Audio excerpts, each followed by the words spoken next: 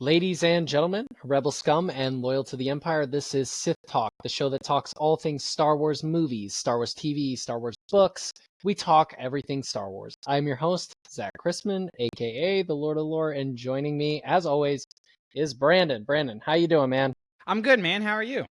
I am doing good. I'm getting back from vacation, so there's a lot of awkward hair phase stuff going on in the company.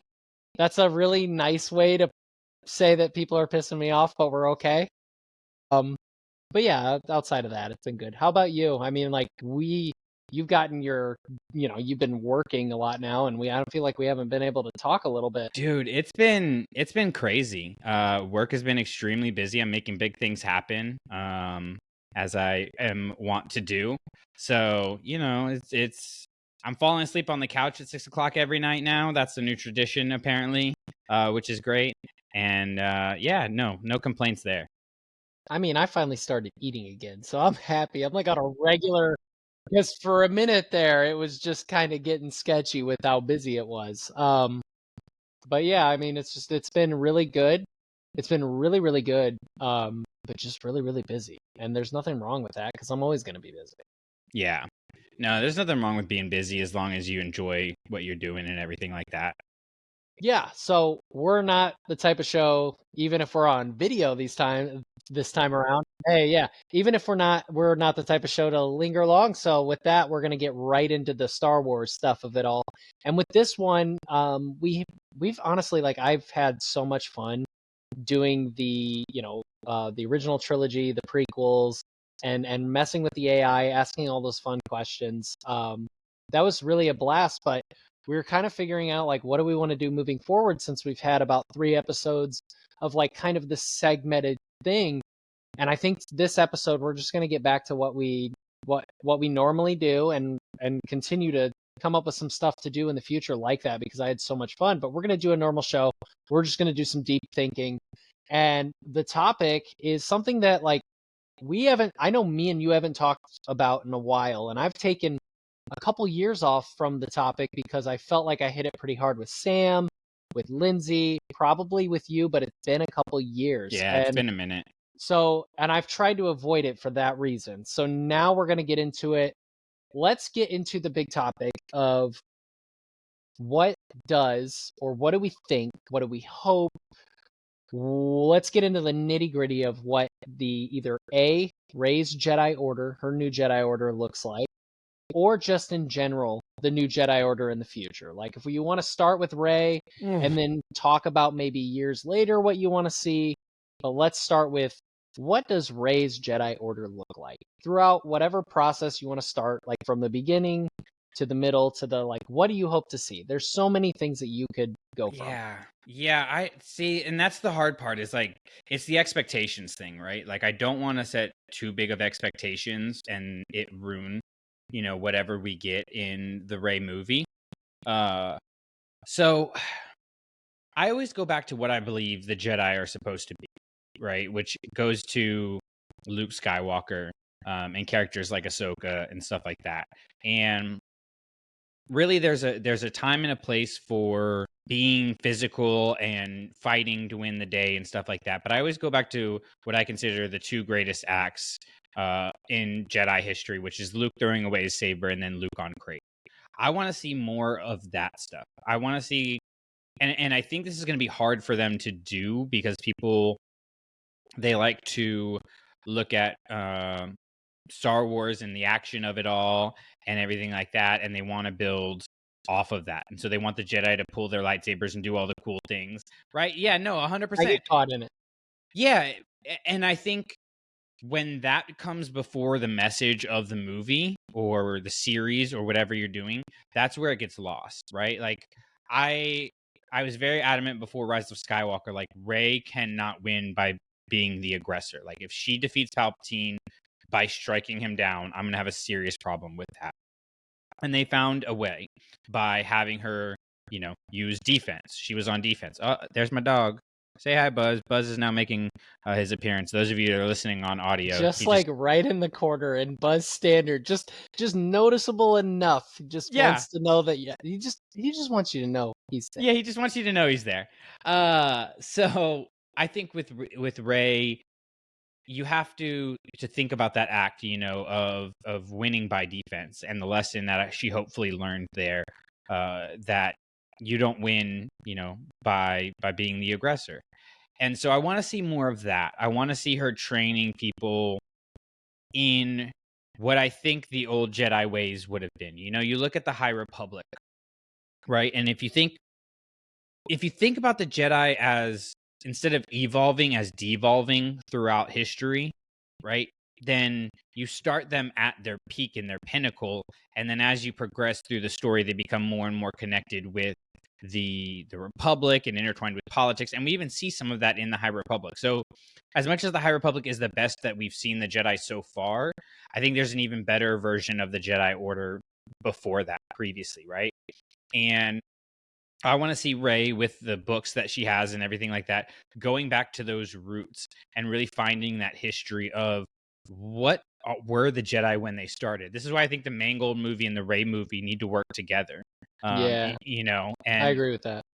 And that's really, it's I hard think to they put a pin definitely on have it. an opportunity though to get ahead of Yeah. it too by pairing those two movies together. One, they can tie in and tell, they have enough room to let Mangold tell his story, and then they also have enough room to connect these dots with Rey years later, because I like that you're bringing that up, because I do like this idea of like learning, like watching Star Wars learn from its past while also figuring out how those ripples affected Rey's future. Like, Yeah. you know what I mean? Like seeing a long removed, like something that just got so far away from us. And that's not to say that the Jedi Order is never, like in all periods of the Jedi Order, they mean to do well. They mean to do 100%. right. 100%. So that's not like, not to say they're falling, but go anyway. I like your point. I think that's an important point, because like, I think the Jedi, the prequels, get labeled as the villains more often than they should, right? And I think, yes, the road to hell is paved with good intentions and stuff like that, but good intentions matter. Your actions matter more, but where you're coming from makes a difference, and it means something. And I think that that's why we need to get back to, what were the Jedi at their root? What were they at their core? And what does that do with regards to Rey's Jedi Order? Because I kind of get caught in what my ideas for Rey post the trilogy, and kind of what I wanted to see her Rey or become. Rey's Jedi Order? Rey. Rey in particular. Before she started the Order. So I had this theory with the name Rise of Skywalker, that Skywalker was going to become a label instead of a name, and the Skywalker was going to be like the Grand Master Jedi, right? And that they would go around and kind of like what we've seen with the Wayseekers, and not really be a part of the Order, but be living the life of a Jedi. When I get to Rey's Jedi Order movie, that's kind of what I want in a way. I think I want something more informal than the Order that we've seen before. I don't think we need a council. I think we need, Rey trains Finn, Finn trains somebody else, that person trains somebody else, and it just expands on, right? And they take on multiple Padawans. And I don't think a central governing body of the Jedi is necessarily a good thing. I definitely agree with. So I think it's kind of touchy. I think it's a little bit of both. I think the Jedi definitely, and I think this is like an obvious point, we know that they're not going to be affiliated with a political government. Like if we see that, then like Rey learned truly nothing, and she actually is a Palpatine for sure. Dude, like you're saying like that's a definite. I don't think anything's a definite. I would hope so. I would hope so too. So yeah. I'm going to allow myself to be ignorant. And this conversation, guys, for everybody that's like listening or watching now, now you're watching. But this isn't like an expectations list. It's just like let's just talk about what we see. And that's not like me holding this as like, this is my idea, this has to happen. It's literally just having fun. But what I loved about the new Jedi Order, and what I think they got really right in the original canon, was specifically like the Jedi Academy game, And the way it's kind of shot up, and I hope Rey goes about it, is that they are organized and they are a facility, but it feels like they are at a school that is tailored to people. Like instead of having 10,000 Jedi, we're talking like, we're talking like a small knit group, and eventually it will grow. But we're talking about Rey's Jedi Order. So I picture like a nice temple that's cute and humble, but I picture like, 10, 15 students. Maybe. But you said, it's going to expand, and at Yes, I do. what point does it become 10,000? And does that become a problem again? No, right? because the Jedi need to remove themselves from the government. The biggest thing the most important thing to me that they need to be is they need to be their own body. Their own body away from everyone. They don't accept anything, they take care of themselves. I picture a Jedi planet, and I know that's like, kind of, you could see some flaws into that, but I picture a planet where there is like that's where the Jedi go. And I think that Octo will definitely be the restarting. They're going to start where it all started. And I think that's exactly where they're going to be. Like on Octo, they're going to build on that, and that's where they're going to start. But I do think it'll expand. Yes. But see, that to me, it damns it already. The expansion. Yeah, because eventually it will grow, though. How could it not? We need a galaxy full of Jedi, not like 15. I don't disagree with that, but, well, I don't fully disagree with that. And I don't disagree with the idea of them expanding. I disagree with the idea that they can expand and yet not get involved in the political system. Because look at any... So... No, just look at any, organization in our real world, right? And anytime it grows, the more it grows, the more it becomes intertwined with monies and governments and religions and things like that nature. It's the nature of the beast. So at some point, when you've got 10,000 Jedi again, if it is a structured organization, I think that it, falls into the same trap that the Jedi Order, the prequels fell into, and then we just become a cycle. And then Luke at the beginning of The Last Jedi was right, and the Jedi do need to end. I think the indistinct, unstructured body is the better solution to that, because then are you going to have Jedi that go awry? Yeah, absolutely. You can't avoid flawed people, right? But without having a leadership and a center of power, I think you avoid the issues of getting involved in politics that are bound to come. We even see it with, as great as the High Republic Jedi are, they're already getting involved in politics. We even, I don't know if you've read Wayseeker, but Vernestra even talks about that a little bit in the book, about how they've become more intertwined with politics. And I won't spoil the ending, but the ending has to do with politics, is all I'll say. And that becomes a problem to me. I want to see Rey apart from all of that. I want to see her creating these legends, and I don't think you create these legends. I think it will. I think Rey won't be a part of it. I'm just thinking 100 years after Rey. What does that look like? What does that look like 100 years after Rey?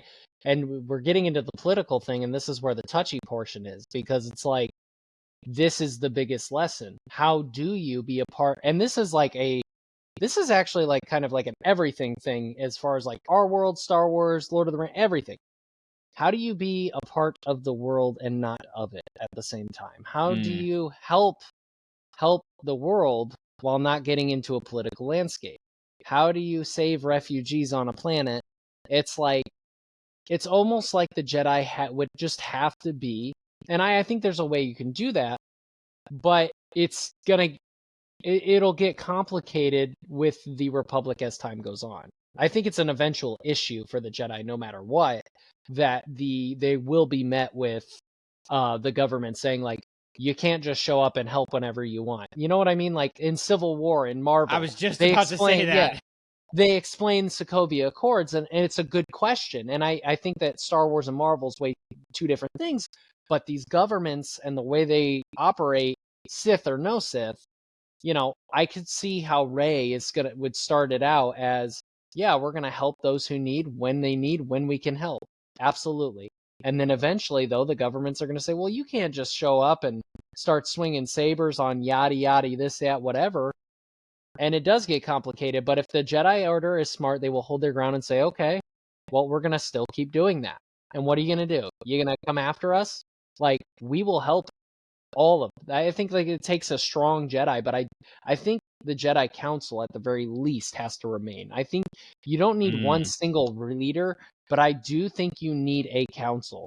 The problem with the Jedi Council is I feel like they were trying to be Political? they didn't have enough wild hand. Well, and I think that also goes back to the Qui-Gon effect, the butter effect. I mean, like what we know about Master and The Apprentice. butter effect? You're just spreading it out. The butterfly effect. The butter effect is different. That's called high cholesterol. Yeah. But like the Qui-Gon thing, they did ask Qui-Gon to be a part of the council, and they knew he was kind of a thorn in their side, and that's why they wanted him. But they didn't get him, and that's another huge ripple effect to, what it is. What would you offer then if you're not picturing a council? Then what is it? Is it a sole leader? Or like who's guiding this? Well, that goes back to my Skywalker idea, where there would be not necessarily a leader, but a model, right? Like Rey would be the first Skywalker in that lineage of training people, of moving them forward. And I think there would be your Luke Skywalker, your Rey Skywalker, your whatever comes after that people would look to and model themselves after, but not necessarily a structured body. Because if you think about Palpatine and Anakin's conversation at the opera, all who gain power, fear to lose it. Like that's true. And at some point they're going to gain so much power that the council is going to fear losing it, right? And yes, there's the effect of Qui-Gon, and you're 100% right on that. Of things would have gone a lot different if Qui-Gon were on the council and they had a dissenting voice. But even think about Yoda. Yoda was the one that didn't want him on the council, right? Like Yoda is supposed to be the wisest of them, and he got it wrong there. Of course, there's that whole conversation to have about how Yoda's just getting a whole bunch of stuff wrong all the time. Warped. Yeah. But as an archetype, he's supposed to be the wisest of them all, and he's viewed in the Jedi as the wisest of them all. And he got it wrong. I don't think you need. It's kind of like an organized religion versus spirituality kind of thing, right? Where you don't need church to be spiritual, right?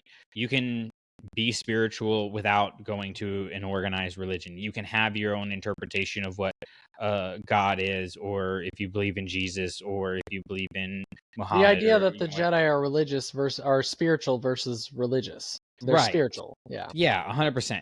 Right? Which I agree on that. And I think it should be that, right? Because let's just be honest for a second, right? A lot of, and I am not, in what I'm about to say, condemning any individuals, right? I'm talking about organizations. A lot of churches, a lot of temples, a lot of structured religious organizations have become extremely problematic as they've gained prominence across the world, right? If it's not in one corner of the world, it's in another corner of the world where the religion is problematic. It's unavoidable when you scale things to that level with any organization, right? It's why we're in the stage of capitalism that we're in, where a few billionaires run everything. It's unavoidable when you become that intertwined with the power dynamics of the way the world works. I don't know a perfect system, because there is the argument to be made that organized religion does a lot of good, and I would hear that argument too. But does the good outweigh the bad is the place that I struggle with, and I want Rey to avoid that however possible.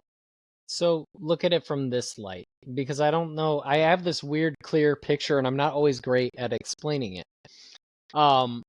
So when I'm meaning of a Jedi Council, this is what I'm ultimately thinking, that the Jedi Order has to be less rigid. We 100%. All know that. We were all talking about that. Yeah. But the biggest problem with the Jedi Order is their lack of individuality.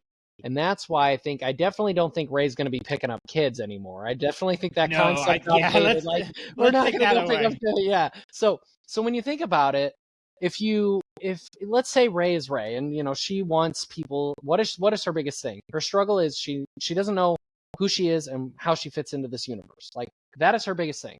So somebody like that is going to probably want to create stability for people while also letting them become who they are. If Rey is that leader who has learned these lessons, the lessons are, you know, we all want to be comfortable in our own skin.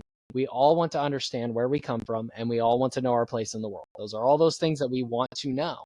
But what the Jedi did is they took the kids, all they knew was Jedi. They couldn't leave. Leaving was like leaving, like literally it would be like the Amish leaving each other. You just don't leave. Yeah. You stay. Like, you can go party for a minute, but you got to come back. That's sorry. But I picture Rey's Jedi Order of being like people seeking that place to learn to be a Jedi. We are coming to you to be a Jedi so that we know how to be Jedis and being taught these things. Think less of military, think less of organized religion, and more of like a hippie movement, and essentially like That's a actually Woodstock. really interesting. Like, take the Woodstock idea, eliminate Project Midnight and all that crazy shit, and keep it this movement of where it really is supposed to be about for the right reasons and not letting, you know, these other things get in the way. I picture Jedi being, we are like, say somebody's on a planet, let's say Tatooine. You know, this character runs into a Jedi. Well, you know, what are you doing here? Well, you know, we really felt like we wanted to make a change in Tatooine. We were called to stop whatever drug, you know, or slavery, whatever it is. Like, the Jedi are taught how to do something. They're taught how to be Jedi. They're trained. They can come back here. There's certainly going to be Jedi that are more organized because they want to be. There's going to be a military portion, I think, but it's going to be people who want to be that way. I picture the Jedi as being fluid through the universe. Like, as long as there being a council of people guiding, as in mentors, people teaching, guiding the direction, but they're taught the word and then they're free to go. So there could be, you know, a wife and child, or a wife and husband Jedi that met at the academy, and somehow they were caused to help the agriculture in Kashyyyk, or Kashyyyk, and they have a bunch of kids. I picture that. Well, like, yeah, that actually makes a lot of sense to me. Like, thinking locally or acting globally by thinking locally. Yeah. Let Very the Force guide grassroots. you. That's the biggest thing. Let it guide and you. that's where like a Not Sabine 15 comes into later. play, right? Sabine doesn't have the Force. Well, you know, everybody has the Force, but for semantic reasons, you know, Sabine doesn't have the Force, learns to have the Force through her faith in her abilities and her want to, right? That's an interesting direction to me, where anybody can come to learn to be a Jedi, and it's a choice that you make, it's a decision that you make. I think that actually changes the dynamic quite a bit, where people are making the conscious choice. They are coming. I think Rey is uniquely equipped to help people deal with their trauma because of her experiences, and the way that she's dealt with them and confronted them in a way that we didn't really get to see. Like, Luke had a better childhood than Rey, right? And so there was less trauma there. There was the trauma of Vader being his father and stuff like that. And we saw him deal with that in Return of the Jedi. But Rey had a lot more baggage coming into things, right? And she had to really deal with that. So I think she's uniquely equipped for that. I think the idea of them coming to the Order to be a Jedi, rather than the Order picking them up to decide that they're a Jedi, that kind of stuff is really interesting. And I still don't know how I feel about the Sabine stuff, I'll be honest. But everything else, yeah.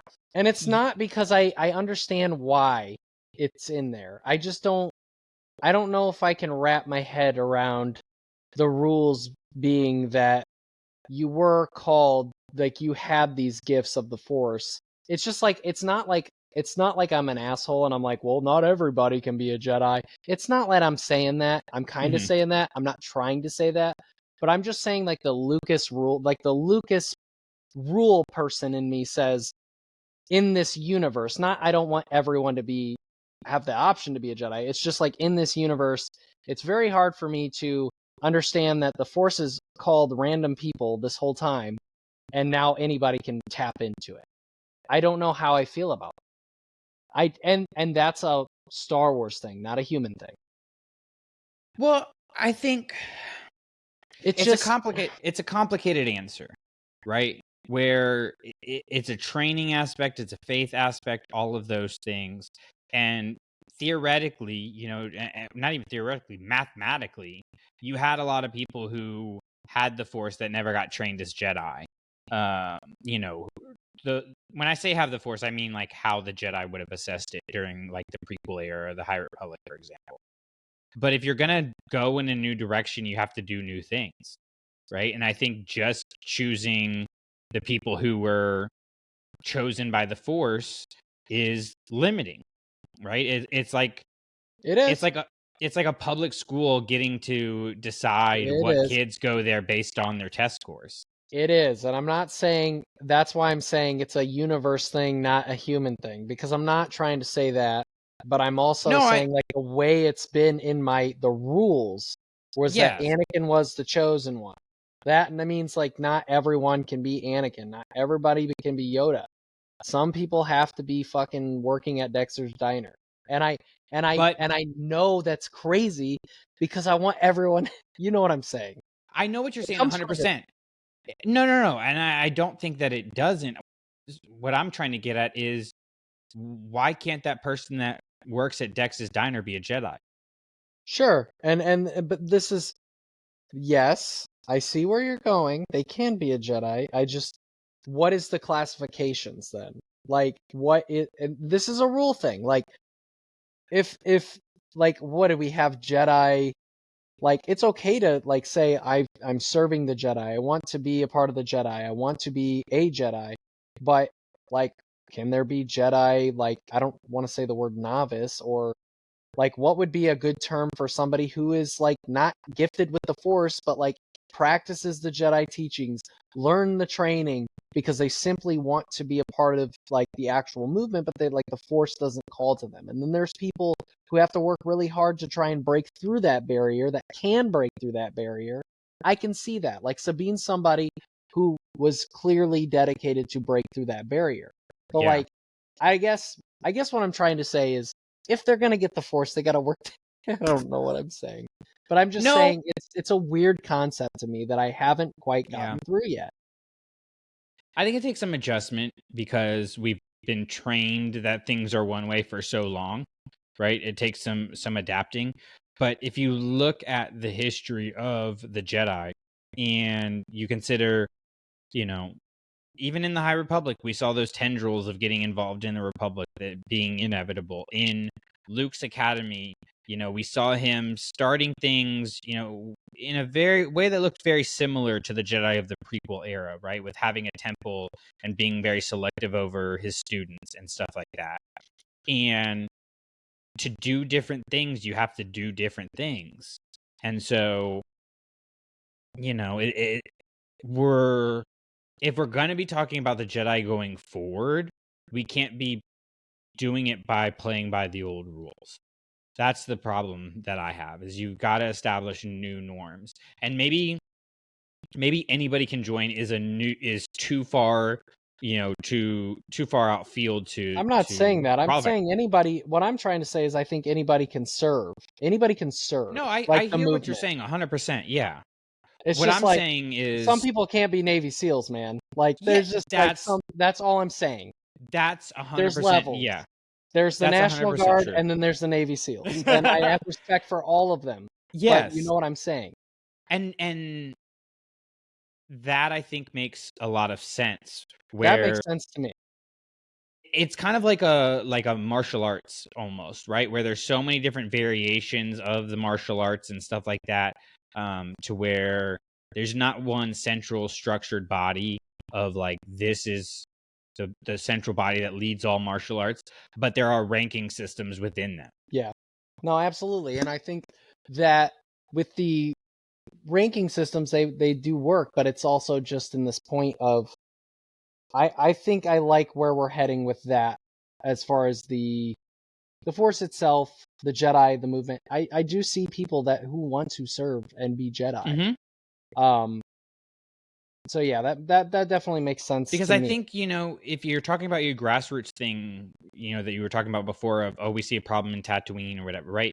Like, if you talk to people about their careers and why they chose it and stuff like that, people who actually care about their careers could be the smallest little interaction with somebody, led to them wanting to follow that career, right? Like, I had an ex who became a dentist, and it was because her dentist made her feel like she could smile for the first time, right? And that's why she became a dentist, and that's how she felt she was serving the world, was passing that forward. To me, that sounded ridiculous, right? I was like, that's weird, but it didn't have to make sense to me, right? That was how she served. And for me, it's my calling is teaching, right? You and I have talked about how you take on roles in leadership in your organizations and communities because that's how you feel you serve and stuff like that, right? Like, everybody expresses it differently, but it's that same calling that kind of brings us together. And that I can definitely get behind. And I think that sometimes, especially with the Sabine topic, framed under the right light, it makes a lot of sense. Mm-hmm. Framed under the wrong light, it kind of makes it's just a touchy subject under the wrong light. But when you pitch it that way, and then I can also live with the fact that, some dude, like, there's a show called My Hero Academia. It's anime. Yeah. And basically the premise of the show is the guy is a super fan of the greatest hero of all time, has no powers, and he's crushed. And he gets the hero, who is the only person who can transfer his powers, gives it to this kid because he sees in his heart that he's got there. And I can live with the fact of, like, some person, some character showing up on Rey's doorstep, not having any force, but coming every day, like showing up every day for years and years and years, trying to just learn this craft, be dedicated to it, and one day the force shows up for that. I like I can that. live with that. I can live with that. Like, framed under that right light, absolutely. Like, through dedication, anything could happen. Absolutely. I just want it to be known, though, that, like, it takes absolute dedication to be great, even when you are gifted.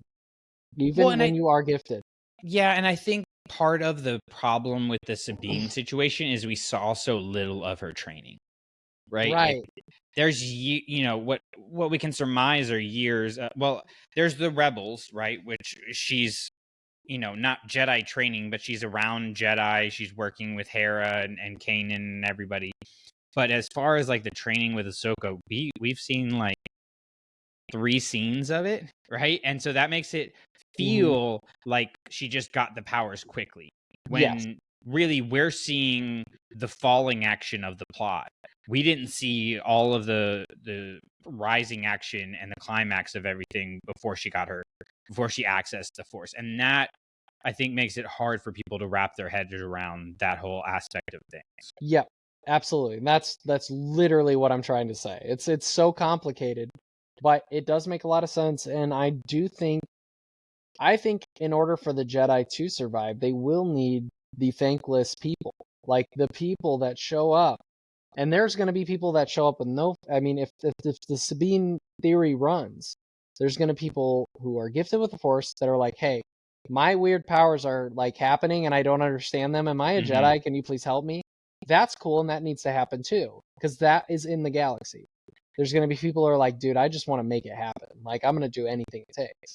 And we'll see if they work it out or not. That's up to them. And then there's people that are just going to be showing up to say, like, I can't do any of this, but I want to help. Like, there are people like Dexter's Diner that will show up and say, look, I can cook. That's what I can do. And I'm going to cook for Dexter, and he's not going to pay me anything. It's hard to so I might as well show up for you.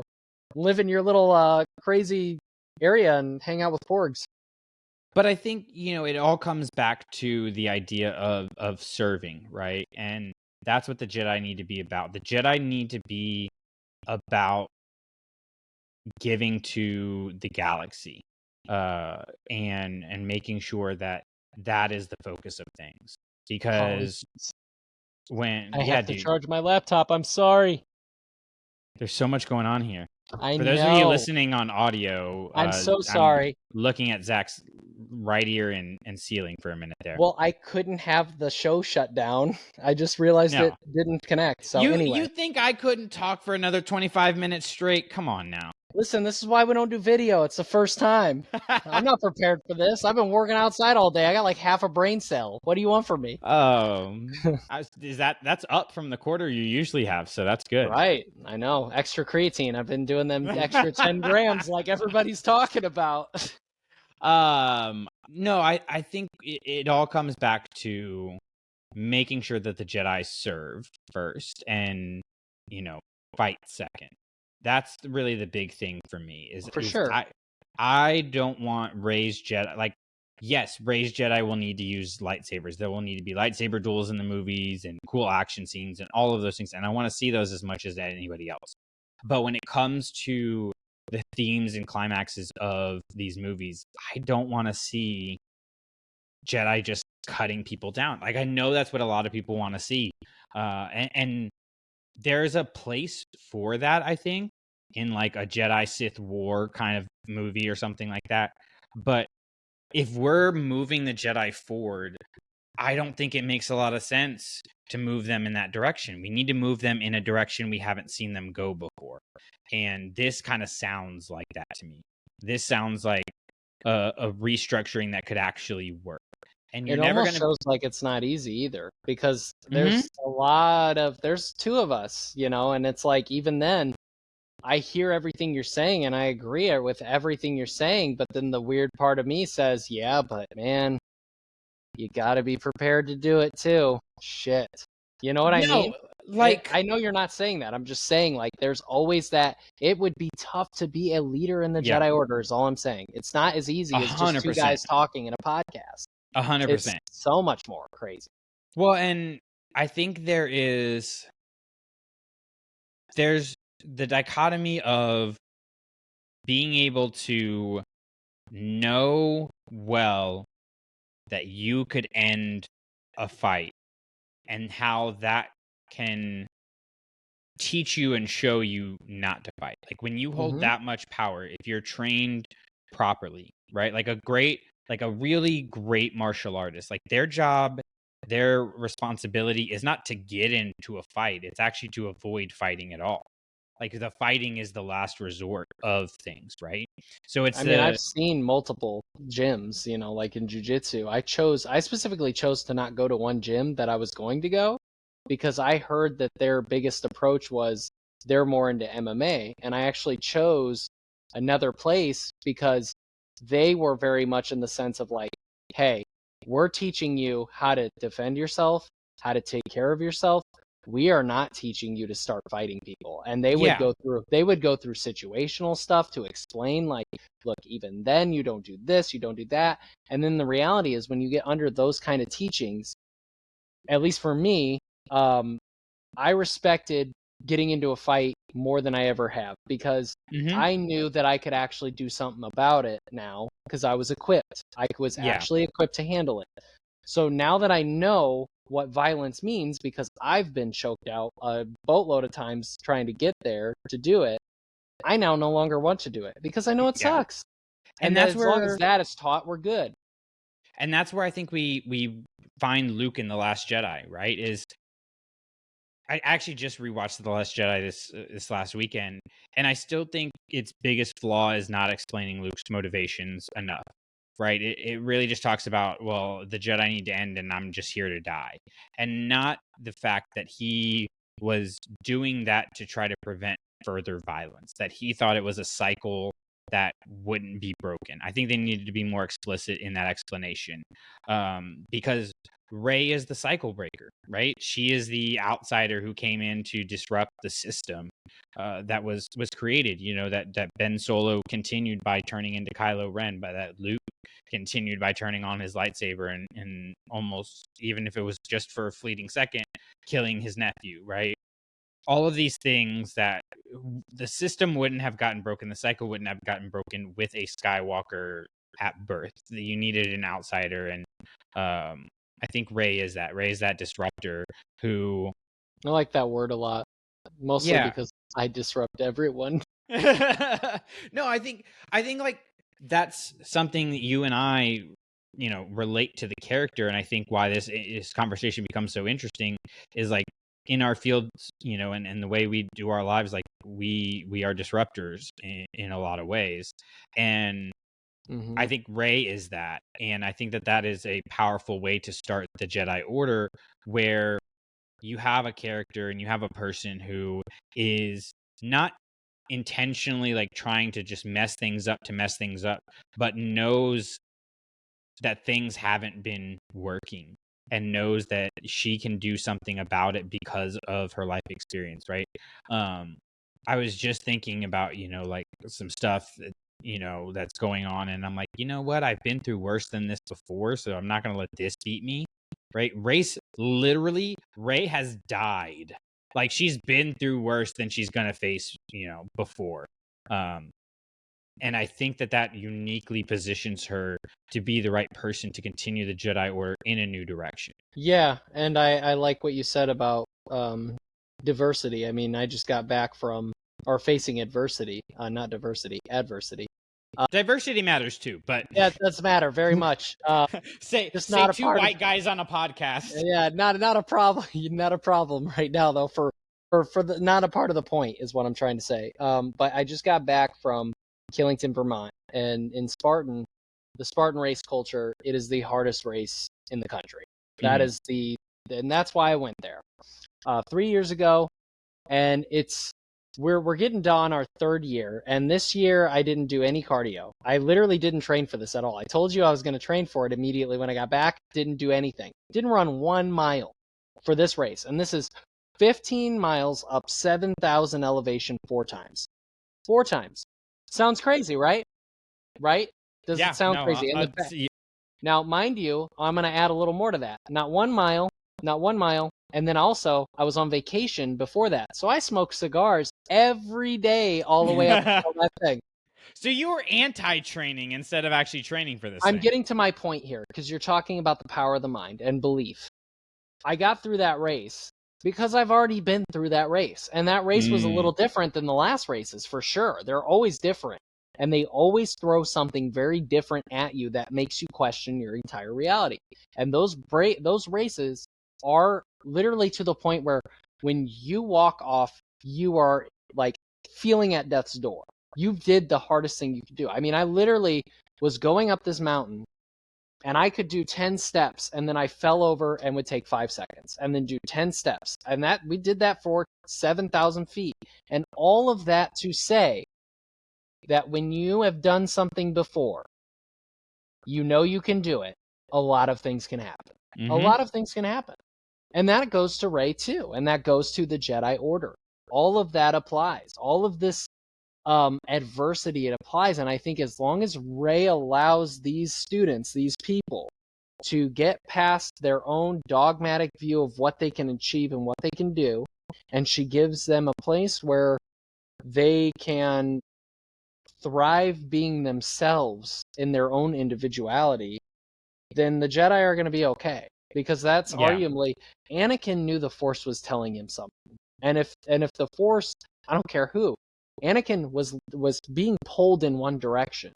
And if he just would have been allowed to do it, and to like go down this avenue, or to comfortably talk to people, it would have been okay. We wouldn't have went from so much pent up aggression. Yeah. Like, so much got locked in that he basically just stimmed out and killed a bunch of kids. That's what he did. Well, and this is why I think we need to see more of Luke's order and see the progression, right? Because we know Luke didn't get it right? He failed with Ben. He had to face that in The Last Jedi, all of that stuff. What did he do differently than the Jedi of the prequels, right? Because there had to be some modicum of good in what he did. Because at the end of the day, Ben was still redeemable, right? And he didn't completely, get knocked that out of him, and Snoke didn't completely knock that out of him. There had to be some good in what Luke did, and so I think we need to see that progression to build to what we get with Rey. So this is why I think This is why I think it's really important to go back to that timeline that they laid out when they announced the Rey and the Mangold and the Filoni movies. I think they need to really stick to that timeline idea and really connect these movies, right? They've talked about, everything's going to be interconnected and stuff like that. And then before the Mandoverse, it didn't really do it. Before the High Republic, it didn't really do it successfully, in my opinion. You had in the Mandoverse, you have characters kind of stepping on top of each other's platforms and stuff. If you really want to make this feel like one connected universe, you have the Mangold movie all the way over here and the Rey movie all the way over here. And one is a sequel to the prequel of the other, right? And you have all the story of Anakin and Luke in between there.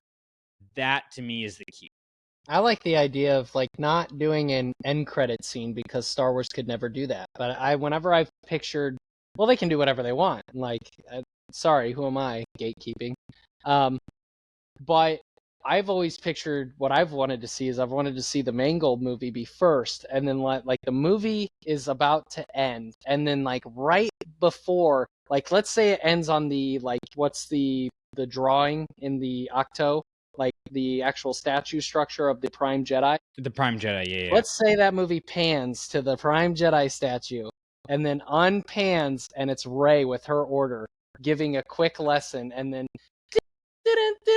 that'd be pretty cool. And then you have to wait 3 years to see the other side of that camera, essentially, of where that leads to. And that's a good way to, one, promote your movie again, two,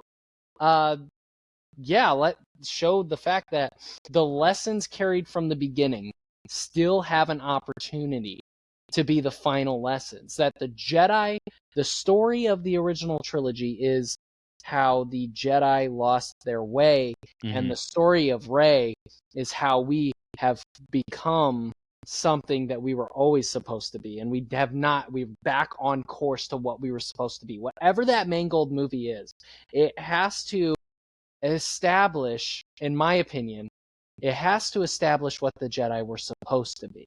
Yeah. I think that's big. I don't want it to be a thing where we created rules that are wonky, because, guys, it's the original. Like, it always keeps improving. I don't want it to be a keep improving story. I want it to be no, we lost the original message a long time ago, and this is why these ripples came in. And yeah, we always kind of had it right, but kind of had it wrong. Yeah, it's kind of, again, to make the spirituality versus religion aspect of things, it's looking at, modern churches who purport to believe things that are in the Bible and don't read the Bible, right? And it's like, then you have a movement of churches who are very much going back to like, I don't know, we're actually going to read the words that were said in this book that we say we believe in, right? And now we have Rey with these books, and it's like, all right, if we say we believe in these things, like, let's actually see what they say. Let's not just let it, go through the grapevine and everything like that, right? And I don't think that, there's the whole aspect of Yoda's comments of page turners they were not, that we have to consider too. Like, I don't think we need to be dogmatic about getting stuck in the way things originally were, and I don't think you're saying this, but we need to be intentional about, okay, this is why this was started. This is what this was supposed to be. What does this look like in the modern But I never era? operate in tablets, and I think that was Yoda's point. Yoda's point was those pages weren't page turners. But what I'm trying to find out, and what I've always operated in, is what's the vibe of the Jedi Order? Because 100%. it doesn't matter if you were 5 years old when you watched The Phantom Menace, bro. When you walked into that Jedi Council, you couldn't whip a fart to save your life, bro. Everybody would hear it. That's how tight the Jedi were. They were well, Anakin was trying to do, like, it literally everything became something to him. There was always a wall that he was fighting, and he was just trying to do the right thing. And you know how walls go. Eventually you find 4 and no door. Now you're fucked. Yeah. And I just came That's over. a good point. I don't know why that rhymed, but it worked. But that works really, really well. Find 4 with no fucking door, and that's there has to be doors. That's all it is. What's the vibe of the Jedi? That's what I want. Is it a movement, or is it a tablet? Well, and I if think you just wrote it down on paper, it's different. Yeah, and I think it goes to Qui-Gon's discussion with not Wreath, Wraith. Right. I'm Wraith. Wraith, yeah, Yeah. in Master and Apprentice, right?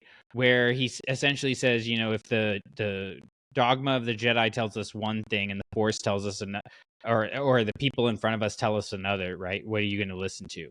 And then the point is, like, the needs of the people who are in front of you take predominance over the dogma of your Jedi code. And that's what I think, for me, the vibe check is going to be is, are the Jedi helping the people in front of them who have needs? Are they actually doing what is best for the people that they are saying that they serve, or are they trying to uphold power and hold on to power? That's the big difference maker to me. And again, I think Rey, coming from nothing, is not going to be enamored by power.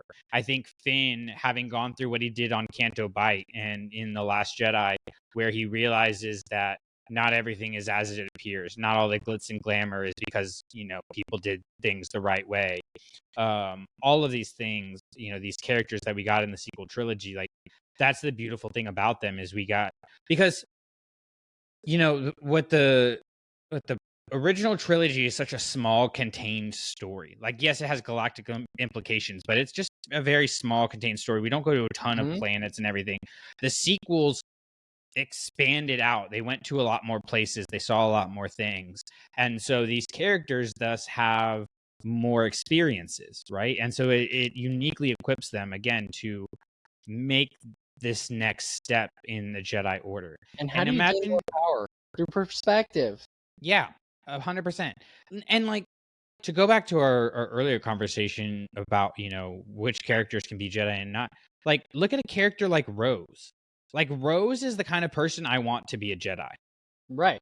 Right? Now, does she have the Force?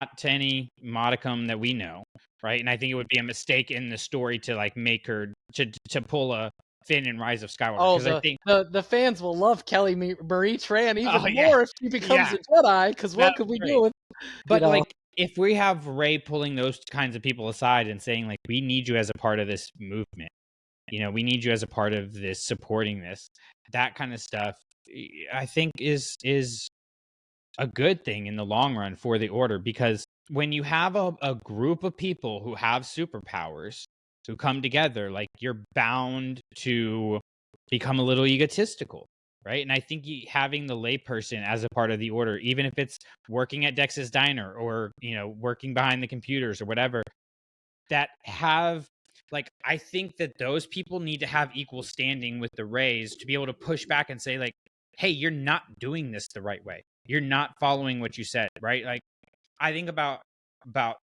my job, right? And for those of you that don't know, like, I'm a journalism teacher, but I've built it in like a news organization with my students that's completely student run, and like, I'm a conduit, and the kids know that they're allowed to push back on me if I think, or rather, if they think we're going in a direction that doesn't fit with what we're trying to accomplish. Like, they have the freedom to say, like, I don't think this fits with that. This is why, and they have to justify themselves and everything like that.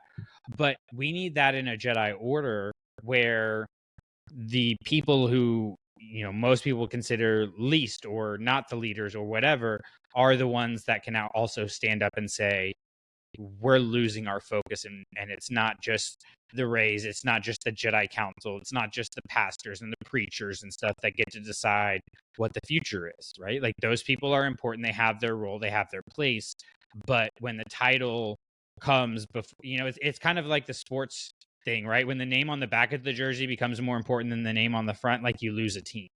And that's what we need in things. Yep. And I very much picture a order where the leaders are the ones chosen to set the tone, and the congregation are the ones to show us, being the people of the universe in Star Wars, the way. But also, I do see how do you grow power? How do you grow knowledge very quickly? They need all of this. Like Rey has nothing right now. She's one person. How do you grow this and make this a sustainable place? Well, you let your people go flock and intermingle. You let them go learn perspective. Perspective is power. So if there's Jedi that want to go to Thrawn's universe and go learn what a new way is that we'll find out in Ahsoka, great. If they want to go search to Mortis, go do your thing. If they just want to live in Tatooine and be the lone Jedi around there that are just going to help people out, great. Sounds good. Well, and that's the future of the movies, too. And I think it should all be that way. There should be a Jedi at a random village just hanging out, you know? Well, and if you think about what, Star Wars wants to become, it wants to be able to put out all of these movies, right? It wants to make money and things like that. How better to do that than to have these movies that are all connected but aren't of like a chronology, right? You have a Rey training Finn movie, and then Finn goes off and he trains other people, and so you have Finn's universe, and then you have Rey's universe, and you have Finn, people Finn trained, and the next apprentices that Rey trains, and so you can have all these stories with these Jedi where it doesn't all under different styles, under different like different little tendencies, different nuances, like. And then Captain we're having America's much different than Tony or than Iron Man, and they're both great men. Like and then we're having more conversations like this, but from with more evidence of different ideas and expressions of what it means to be a Jedi. I think that is the best route for them to go. Is to it was funny because you accidentally said diversity earlier, but like I think diversity is the key. We need a diverse absolutely constitution of Jedis, because it's a foundational thing. The more that people feel comfortable in their own skin, living the lives they want to live, the better they feel. I mean, like, that's just like, people want to make changes. People want to make the world better. The problem is when you give us 4 walls with no doors. That's like the only thing that you can do. That's the title of the episode. 4 walls with no doors. Yeah, that's the title of the episode right there. But that's the reality of it, is when you let people thrive and you kind of let them go on their own, but you give them the structure, the knowledge they need to thrive, like the true knowledge, the training, all of it. All of that needs to happen. We're not saying that doesn't need to happen. All of that has to happen. But I picture it like, not at all like Harry Potter, but kind of like Harry Potter, where you have a school time where, like, if you're going to be a Jedi, this is how long it, like, on average, it takes this long. And then after that, you are trusted to be a wizard in the wizarding world, or whatever. You know what I mean? Great analogy. Like, you are now entrusted, and guess what? There's going to be Jedis too. You could even create like these weird Jedis who are like going around and policing other Jedis that are bad. That's a cool story right there. Yeah. They don't even have to go full dark side. They just have to like kind of lost their way a little bit. Hey, we need to rehabilitate you. Like, that'd be that's cool. all it is. So, with that being said, any final notes on New Jedi Order? No, just God, I hope we get this Rey movie. Same. Like, I would hate for us to have this whole conversation and then never get this story. You can tell it's already getting dark in Indiana because this episode is just like fading. But with that being said, why don't you tell us what we also do here at Clashing Sabers outside of just the podcast? Yeah, so I mean, we talked about books and how they influence the Jedi, and of course, we're trying to build our own little movement here by sharing Star Wars books. Everybody here on the network has been impacted by Star Wars books, connected to Star Wars books, and or impacted or is a teacher. And so we thought, hey, let's bring all of that together. Let's share this story of Star Wars. This thing that we consider to be scripture, that we consider to be just so important, and let's get that into the hands of kids. And so we do that by our Patreon and our fundraising efforts, and 100% of the money that we raise goes solely to buying and shipping books to classrooms. So you can join by going to patreon.com/clashing-sabers, which the link will be in the show notes. Or if you know a teacher, or you are a teacher, or you can look up a teacher if you still have the yellow pages, if that's still a thing, you can go to the library and look up a teacher, and send us their name, send us their location. We'll get in touch with them, figure out what kind of books they need for their classroom, and we'll make that happen. So all you have to do is fill out a form, and then the hard work becomes my part, and you change the lives of some kids in really, really powerful ways. Absolutely. And with that being said, guys, may the Force be with you. In video. Mm-hmm.